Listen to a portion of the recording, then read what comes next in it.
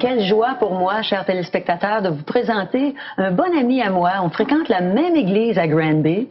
Son nom, c'est Marc Fauché. C'est un ingénieur qui travaille pour la compagnie d'Alsa. Alors, bonjour Marc. Bonjour Caro. Ça va bien aujourd'hui? Oui, ça va très bien, merci. J'ai hâte d'entendre ton témoignage. J'aimerais savoir comment le Seigneur s'est fait connaître à toi. D'accord, ça me fait plaisir de t'expliquer comment puis pourquoi je suis devenu chrétien. Peut-être comme arrière-plan, d'abord, je suis originaire de la région de Sherbrooke et puis j'habite ici à Granby. La même place que moi, à Sherbrooke. Et à la maison, quand j'étais plus jeune, on pratiquait la religion qui est traditionnelle au Québec. Et j'avais une certaine crainte de Dieu, je devrais dire. Par contre, j'avais une grande peur de la fin du monde. Et je souhaitais secrètement, comme petit enfant, mourir avant que la fin du monde arrive. Et c'était toujours là. Et bien que j'étais pratiquant, je n'avais pas du tout la certitude d'avoir la vie éternelle. Et donc, les années ont passé. Et la Bible nous dit qu'est-ce qui arrive après la mort. Elle nous dit qu'il est réservé aux hommes de mourir une seule fois, après quoi vient le jugement. Et donc, après la mort, pas de deuxième vie, pas de réincarnation, pas de deuxième chance, mais des comptes à rendre à Dieu. Et j'étais conscient de ça.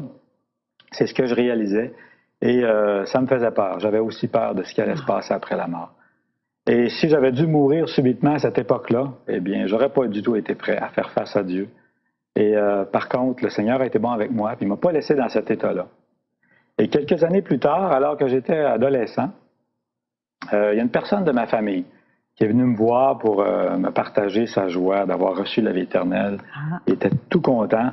Et il m'expliquait qu'à mon tour, j'avais besoin de me repentir pour recevoir la vie éternelle, que j'étais pécheur, que j'étais perdu. Et en écoutant ça, bien, pécheur, peut-être, j'étais prêt à admettre ça. Personne n'est parfait, mais perdu pour l'éternité, alors là, c'était pas la même chose. C'était la première fois que tu entendais quelque chose comme ça? Oui, tout à fait. Et là, j'argumentais avec moi-même, je me disais, perdu pour l'éternité, j'ai pas fait de crime grave, j'ai pas fait de meurtre. Ça se peut pas. Mais je savais très bien, parce que cette personne-là me citait la Bible, je savais que je ne pouvais pas argumenter contre la Bible, parce que la Bible, c'est la vérité, et je le savais. Donc, je me suis mis à lire la Bible, et au fur et à mesure de mes lectures, j'ai vu la promesse que Jésus faisait, de venir chercher ceux qui lui appartiennent, ses disciples, avant la fin des événements terribles, à la fin des temps. Et là, ça m'a vraiment frappé. Et là, j'avais plus besoin que personne me convainque. Je savais que je ne faisais pas partie des disciples de Jésus à ce moment-là.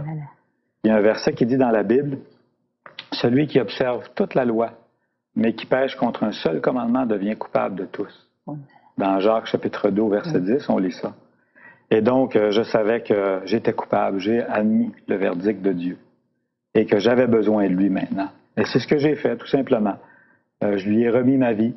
Je lui ai dit, rentre dans ma vie, et j'ai reçu le cadeau de la vie éternelle qu'il avait payé pour moi, gratuitement à la croix. Et là, évidemment, c'est un grand changement qui se produit ensuite. Tu as placé ta confiance en Jésus seul à ce moment-là? Oui, seulement en Jésus. Rien d'autre. J'ai mis de côté tout le reste. Et la Bible nous dit que quand on devient chrétien, qu'on reçoit la vie éternelle, on est une nouvelle créature. Alors là, il y a des choses qui ont changé dans ma vie. Des choses avant qui me laissaient indifférent, m'intéressaient au plus haut point. J'avais une grande soif de lire la parole de Dieu pour savoir son auteur, le connaître, celui qui m'avait tant aimé. Et puis, Dieu a enlevé cette angoisse-là que j'avais par rapport à la fin du monde. J'ai la certitude maintenant que même si je ne connais pas tout le détail des événements, Jésus va me recevoir dans son ciel pour la vie éternelle. Et c'est ce qui est merveilleux. Et tu es maintenant un enfant de Dieu. Voilà, oui. Certain d'aller au ciel. Oui, c'est ça. Tu n'as plus peur de la fin. Je n'ai plus peur de la fin. Et c'est pas parce que quelque chose que je mérite, mais c'est parce que Jésus l'a payé à ma place.